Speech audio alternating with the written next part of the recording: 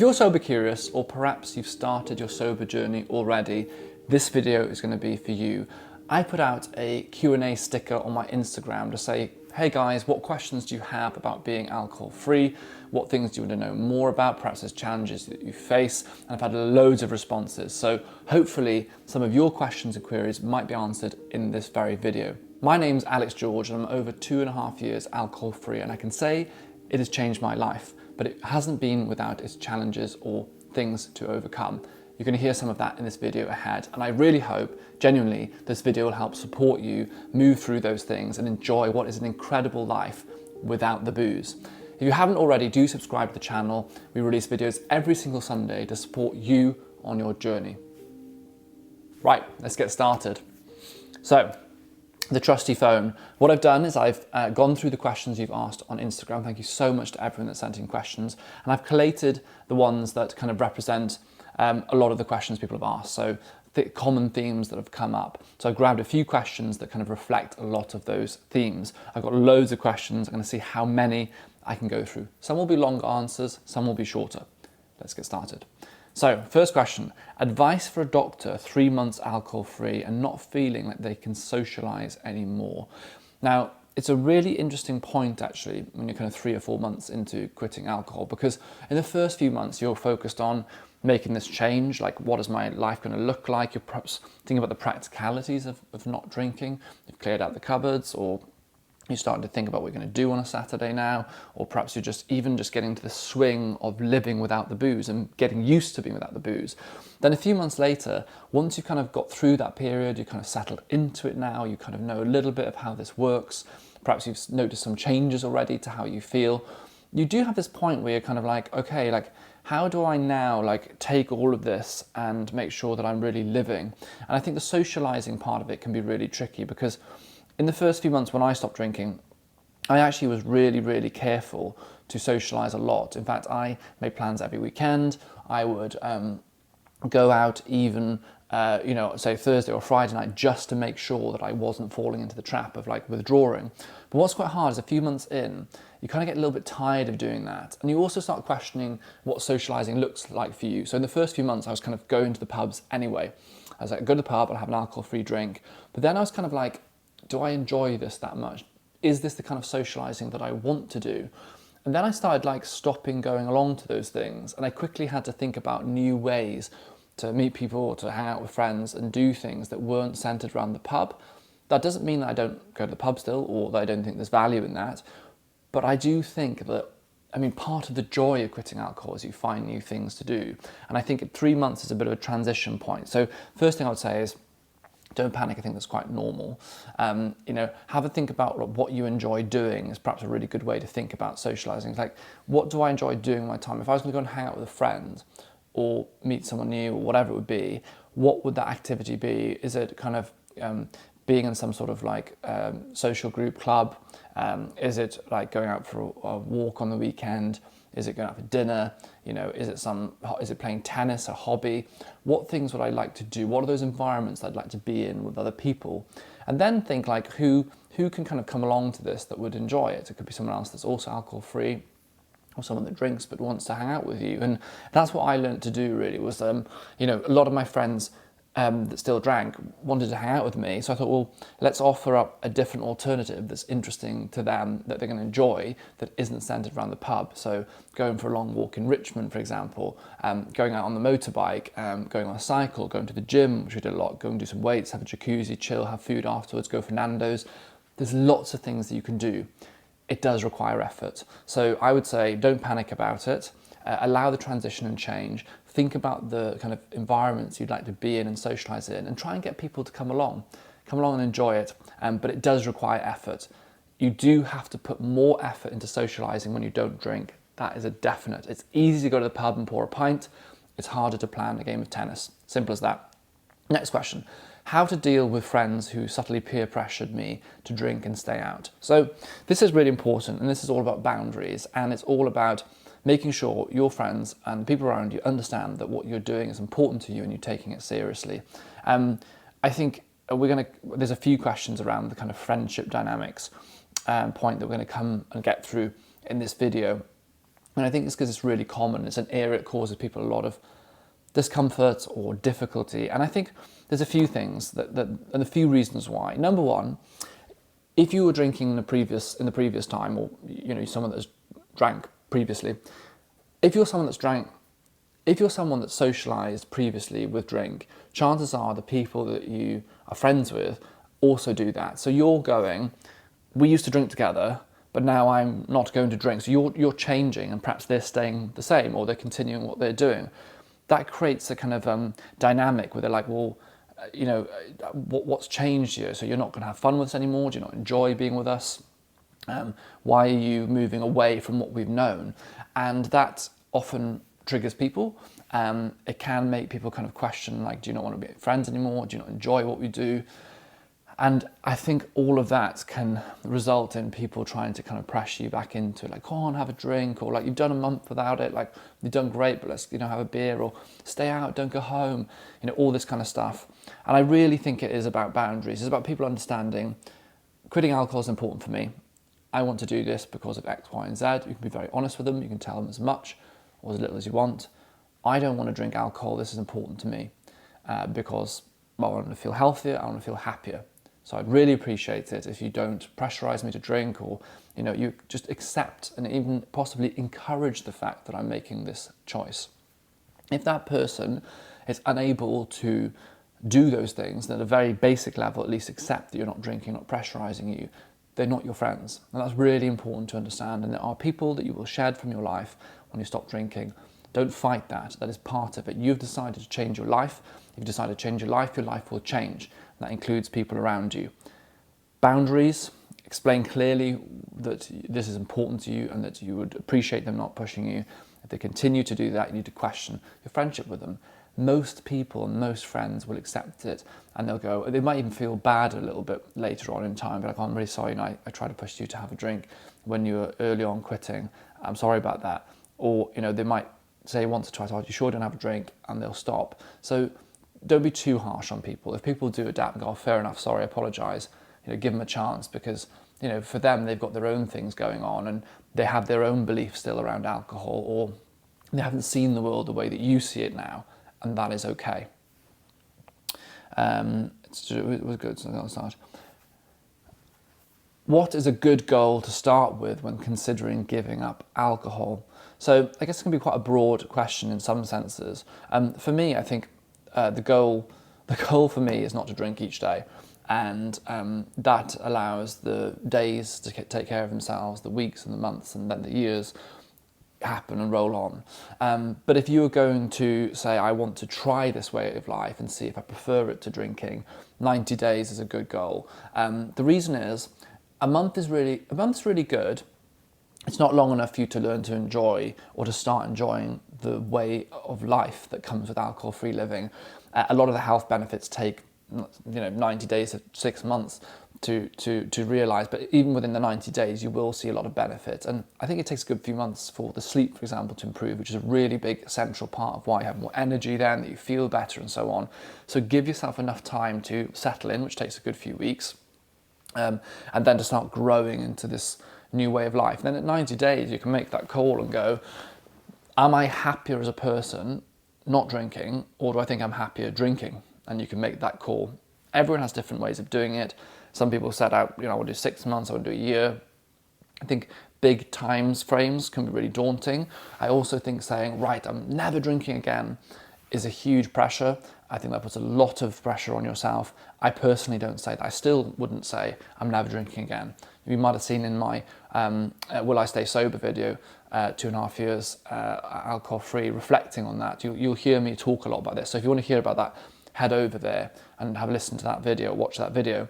But fundamentally, I don't want to put that pressure on myself. So think very carefully about what your goal is, be flexible to it, and make sure that it's something that frees you rather than restricts you. What's your best tip for stressful situations and needing a drink? This is a really important one. I have done videos on stress and alcohol, so please do check them out for kind of full explanations of the science behind this. But fundamentally, alcohol causes physiological stress in your body, increases cortisol levels. It doesn't actually de-stress us. So it gives us a psychological feeling of being less stressed, but physiologically we're more stressed. So what we need to do is find other ways. So if you finish a busy week and you're stressed, is it socializing with friends? Is it going to the gym? Is it, reading? Is it, going to a comedy night? Find other ways to replace that. And that's what's really important. If you remove alcohol from your life, alcohol was serving a purpose, whether it was helpful or not, it was doing a job. And it's really important to understand that it was doing something for you. Figure out what it was doing for you and make sure you replace that with something else. Otherwise, you'll be left with a gap, with a chasm, I guess, that needs filling. So if stress is the reason you're drinking alcohol, find good alternatives to stress. Find whatever you enjoy and stick at it. At what point did the whole not drinking thing stop being center stage for you? This is a really good question, because when you quit drinking, especially in the first few months, it kind of becomes your, not personality, but it becomes your focus, right? It's like you're kind of going through this huge shift in life, and this is the thing that you are putting your energy into. It's the center stage. I mean, anyone watching this who's in the early weeks, months, or even, longer than that, you will agree that in those early months, you do kind of focus on this. I think for me, at 6 months, it really stopped, but maybe even earlier than that. I think between 3 and 6 months, it gradually phased out, where I just wasn't thinking about it. Like now, I don't get up and think about the fact I don't drink. Like I don't consider it. I only consider it when I make this kind of content, really, because it's just my way of life now. It's my new normal. It just becomes absolutely normal for me. So that'll be different for different people. And obviously, if you have addiction, there's a different element that will bring. But for me, I think a good few months. You adjust to the new life, you start building the new life, and then once you've kind of settled into that habit of your new way of living, I think that's where it drifts away. And other things come into focus, and that's good, because you don't want your whole life to be focused on not drinking. You want to live. How long were you thinking of giving up before you actually did? I think I probably had questions around whether I should drink for years before, but I think really and seriously, it was probably about 3 or 4 months. So I quit in 2022 in December, and I think for a good few months before that, I was like, oh, maybe it's not helping. But then I had that moment, as often there is, the kind of a tipping point or a light bulb moment when I sat down at the chair of my hairdressers. I was just like, whoa, this needs to stop. And then it just happened. You keep drinking until you don't. You don't realise something until you do. And I think sometimes there's moments where you consider it, and it's probably in the back of your mind. Maybe it's subconscious. Maybe it's people saying to you around you, like, maybe you should think about the booze, like you're drinking too much. Like, is it helpful for you? And eventually, then I think there's that tipping point where you're like, okay, that's enough. And I'd love to hear what people think, but in the comments. But I suspect for most people it's the same thing. It might not be a big event that means you don't drink. It might be. But it's often like the straw that breaks the camel's back, or there's a moment of like, I don't want to do this anymore. You decide you want to change, and from there on, that was it, really. I didn't want to live like that anymore. When did the craving stop, if ever, and what do you do instead to fill the void? So I probably had most cravings between weeks 2 to a couple of months. I didn't have cravings the first few weeks because I was so focused on the not drinking, and that was kind of, I was enjoying it. I'd made this big change. I was almost excited about it. I didn't really have cravings at that point, but probably from a few weeks in, when being at social events, I had some of those kind of cravings. And what I did, or the way that I dealt with that, is if I went to the pub, and it's always the first pint is when it's difficult, because people are going to get around it and they're ordering a beer, it's a sunny day or whatever, and you have that craving. What I used to say to myself is, okay, let's play this through. If I have this beer, how will I feel later on? What will happen? How will I feel tomorrow, and how will I feel next week? And if I don't drink, how will I feel later? How will I feel tomorrow morning, and how will I feel next week? And I generally found that always convinced me that I didn't need a drink, because I think, well, later on I'll be annoyed if I have it. Tomorrow morning I'll be hungover. Next week I'll be absolutely gutted that I've had a drink. If I don't drink, I'll go to bed feeling fresh tonight. I'll be up going to the gym in the morning, and I'll be really happy next week. And it was just a really easy way to ground myself, remind myself why I'm doing it, and the craving passes. And the good news is, cravings don't last very long. If you just allow them to be and just let them exist and get on with what you're doing anyway, they won't last more than a kind of 10 or 15 minutes. And I found in general, once I said, no, thank you, I'm going to have a non-alcoholic beer or whatever it was, by the time I've drunk that non-alcoholic beer, I didn't have a craving anyway. And I'm like, oh, thank God I didn't have a drink because I'm actually not bothered. Why? Partly because the craving just passes and you have that moment, you reconcile with it and you move forward. But also the benefit of often what is happening is what's happening rather than the drink. So if it's a sunny day and I'm with my friends, that is what I'm enjoying. I didn't need the drink. And eventually you learn this and you psychologically almost like accept this. And now when I go to the pub, I don't have that feeling. I don't even think about it. I don't have any sense of me at all that wants to have a drink. It takes time, but you do get there. How do you stay strong at the start when you're without any of the benefits yet? Great question. Because right at the start it's really hard, isn't it? You've made this decision. You've decided you want to live in a different way. Perhaps you've had a very difficult relationship with alcohol. And when you're stopping, you're maybe having cravings. You're not sleeping very well, potentially. I slept terribly for the first few weeks and months without drink. You're having to adjust to how do I socialise now? You're dealing with people asking questions why you've quit. You're kind of perhaps even questioning yourself, am I doing the right thing? And then you're going, well, where's the benefits? And there may be, the immediate benefit, obviously, you'll notice is that you don't have the hangover and perhaps the anxiety that comes with the hangover, but that's kind of it. You're not going to have the physical changes yet in the first week or so, particularly. You're not going to have the, massive boost in mental health, probably even in the first week or so. It's going to take time. And at that point, you kind of need to accept that nothing in life happens instantly, or very little in life that's really worthwhile just happens immediately. Most of the true good things and experiences we have and improvements we have is delayed. It takes time. Delayed gratification. You are putting pennies in the bank now to have pounds coming out, a few months later. And I think that's what's really important, is remember, I'm doing this for future me. I'm doing it for me in the moment, but I'm also doing it for future me, because future me will look back and be like, thank God you quit. And I often think of this in almost a reverse way, where I look back now and think, thank God you quit, Alex, that you did that. Thank God that you were strong enough to make this decision, because I know who I am now and how I live now. And I'm grateful that you did make that choice. So just remember, just because you don't feel the benefits immediately doesn't mean they're not coming. It will come. It takes time. Not all of it's easy. Some of it's difficult. When you stop drinking, you have to face things.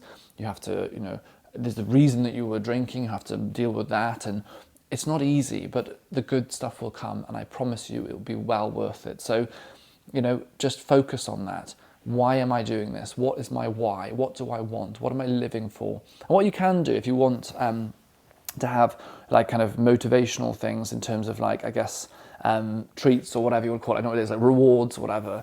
You could say, I'm going to put money aside from what I would have spent on drink this week, and I'm going to spend that money in 6 weeks on a treat for myself, a new coat, a new jacket, or a weekend trip away. Have ways of building rewards into what you're doing, so that when you're feeling a bit like, oh my God, what's the point of this? You can see a benefit. There's money building in the account. You're going to go and enjoy it and do something with it. So find ways to motivate yourself, but most importantly, remember the why. Why do you think it triggers others so much when you say you're not drinking? So I guess similar to what we said earlier, but slightly different. I think it triggers people because it is a mirror to their own drinking habits. So when people get really annoyed with you, or they're just subtle digs, or they're making comments, or you're boring, or come on, used to be fun, it's because there's a mirror held up to them. You drinking validated their drinking. It's how it works. This kind of groupthink situation, or group activity where one person is doing something, it means the other person feels okay about doing it. If everyone eats terribly every day, it's like, well, everyone else eats rubbish, it's fine. Or if someone behaves badly, it's fine because that person behaves badly. What happens when they look at you and go, you've decided to stop drinking? It makes them feel bad. And, that's not being horrible by that person in any sense, because actually they're dealing with their own stuff. There's their own reasons. It might have even been you at some point. I probably was that person at some point where you're like, oh, come on, have a drink or whatever. You've got to really understand that they're going through their stuff, but equally you have the right to look after your health, and you have the right to make your own decisions not to drink. So, remember, their reaction is their issue. Do not let that sway what you're doing. If they are being triggered, say, look, mate, I know you might not like the fact that I don't drink. This is what I'm doing now. If you're my mate, my friend, I would want you to support me. And hopefully for good friends, as we said earlier, they will respond in that way. If they don't, then they need to deal with their stuff, but it's not your problem. Let them deal with it. Keep doing what you're doing. Do not let others' opinions or their issues affect the trajectory and course that you're on, because you deserve more than that. And ultimately, their problem is not your problem.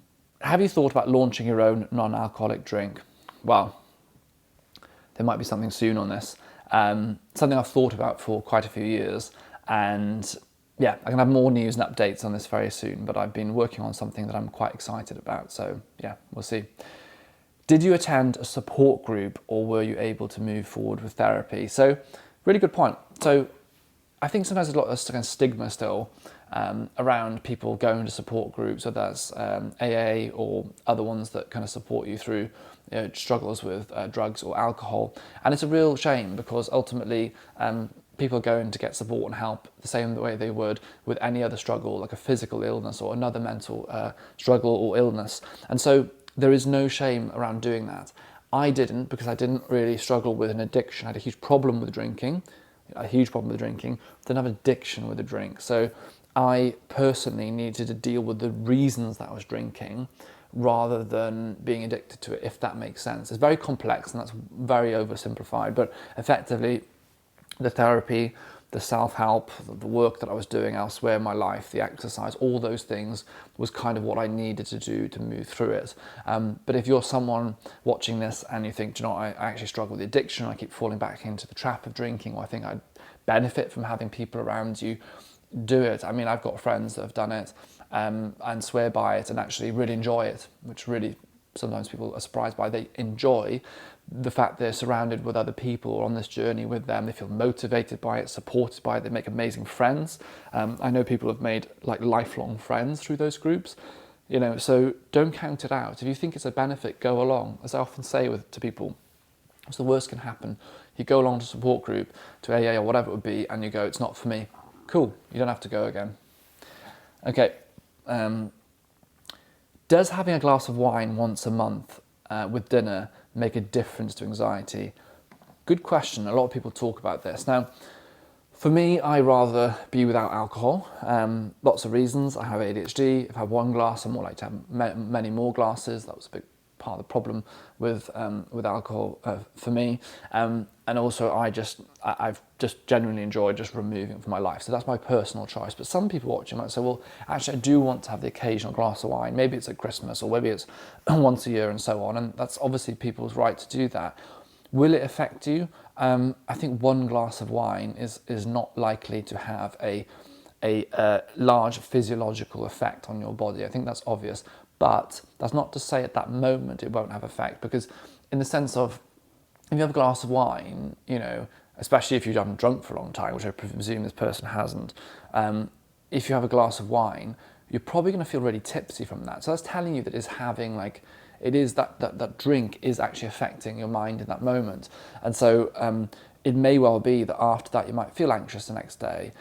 Even, you know, studies show that even one glass of wine can affect, or beer, can affect your sleep that night. If you have bad sleep, you can often wake up anxious or feeling low the next day. So do I think in the grand scheme of things, one glass of wine makes any particular difference to the trajectory of your health or overall life? Probably not. But do I think in that moment it can affect you? Probably. So I think it comes down to you and your preference to it. Can you control that? If you have one glass, will you have more? Will it then be like, oh, I'll have once every now and have a glass of wine? It turns into like, more often. So it's tricky. I think it's a very personal thing to decide. But to answer the question strictly, in the long term, I don't think so. In the short term, maybe. Do you feel healthier since quitting alcohol? Absolutely. There's absolutely no shadow of a doubt that on any metric, actually, that there's no doubt that I've improved my health. I'm fitter.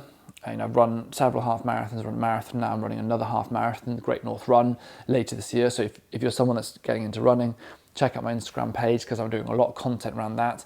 So I've started running, I lift weights, I sleep much better, my skin is healthier. If you've seen my skin before and like how puffy I was, all the way from skin through to my organs, everything's improved. There's no doubt, I'm certain if you looked at things like my liver markers, if you looked at like blood markers, a huge change. And of course, if you look at the mental health side, massive shift too. More energy, more positivity, more productivity, able to set goals, achieve goals, stick at tasks, calmer. It's changed my life. There's absolutely no doubt in my mind that I'm healthier. I've not met anyone that's gone, do you know what, I'm more unhealthy since I quit alcohol. It's one of the beauties of it. If you quit the booze, one thing you can almost guarantee is that your health will improve. Views on zero or low alcohol drinks seen as a Trojan horse for the alcohol industry. This is fascinating, and we covered this quite a bit on the Channel 4 documentary I did around alcohol-free booze. And it's a mixed picture. I think you've got brands who create an alcohol-free or zero alcohol drink because they're an alcohol-free brand. Clearly, they're not doing it to push alcohol because they are that. They are an alcohol-free drink, the same as any other version. So if you create an alcohol-free beer, and that's what you sell, and you don't sell alcohol, that's clearly not what you're doing. You're trying to sell that, which is obvious. If you are a large company who has traditionally sold alcohol, and you're now trying to sell not low or no alcohol drinks, then it becomes more tricky because, I don't know, my view is this. I believe that having more non-alcoholic, low alcohol alternatives on the market is a really good thing. And sometimes, having brands that are traditionally seen as selling alcohol, selling non-alcohol drinks, kind of makes it more acceptable, or might be encouraging people that would traditionally have, a pint of whatever, to think, or maybe I'll try that other version of the same brand. So I got a very mixed opinion on it. I do see the other side, the cynical side of it is that, there's a lot of restrictions on alcohol companies when it comes to marketing. Lots of restrictions. They can't advertise across sport and all these things now, or at least there's a lot more restriction on it. However, if you have a brand, a part of your brand that sells non-alcoholic drinks, you can put that at the front. So the name of your company is still getting out there, and you're still selling the alcohol drink. So I do see the other side of the argument. I don't really have a conclusion to give of what, do I think it's good or bad, or essentially, should companies not be allowed to make low alcohol drinks or non-alcohol drinks if they sell alcohol? I don't know. I don't think I'd believe in that. Do I think we need to be careful that they're not using it to push the alcohol side? Yes. But ultimately, I think that advertising, educating and building up the low and no alcohol side of the industry is a really good thing. And I feel that positive, I think, probably outweighs the negative, because I've heard about some of the low alcohol or no alcohol options because of that marketing, and I've gone on to quite enjoy them. I haven't then stepped over to drink the alcohol now. So, complex one. I'd be interested to hear what you think in the comments. I think it's probably quite controversial. Let me know what you think. Final question, and a random one. What is your favourite Air Up pod flavour? I just included this because I thought it was quite fun. So since I quit drinking, obviously I have non-alcoholic drinks, but you can't just drink non-alcoholic drinks all day. Clearly not a good idea. So I have Air Up bottle, and it works through the, but essentially it's a scent-based taste. So it's water in it. When you drink through it, you suck through the straw. That creates bubbles, and it goes through this pod that creates this scent-based taste. It's very clever, and the science is crazy. I kind of enjoy it, but effectively you are just drinking water, so it's great. What is my favourite flavour? Probably the cherry one. I'm not actually necessarily someone that would choose cherry as a flavour in normal situations, but I really like the cherry one. It's quite fresh, quite nice, fruity taste. Guys, thank you so much for joining me on this video. I hope these questions have been helpful. Thank you so much for sending in the questions, and I hope I've answered, by answering the ones I've answered, I hope I've answered a lot of the ones that have come up. We'll do this quite regularly because I think we had a really good response from the last time we did the Q&A. I hope this video is going to be really helpful, and if it is, let me know and we can do future ones, because there's so many different things to cover, and it's quite a nice way to kind of touch upon lots of different things in one video. If you haven't already, do subscribe to the channel. Please drop a like on the video as well. It really helps us with the algorithm, getting people to see the video. And of course, we'll see you in the next one. Take care and goodbye.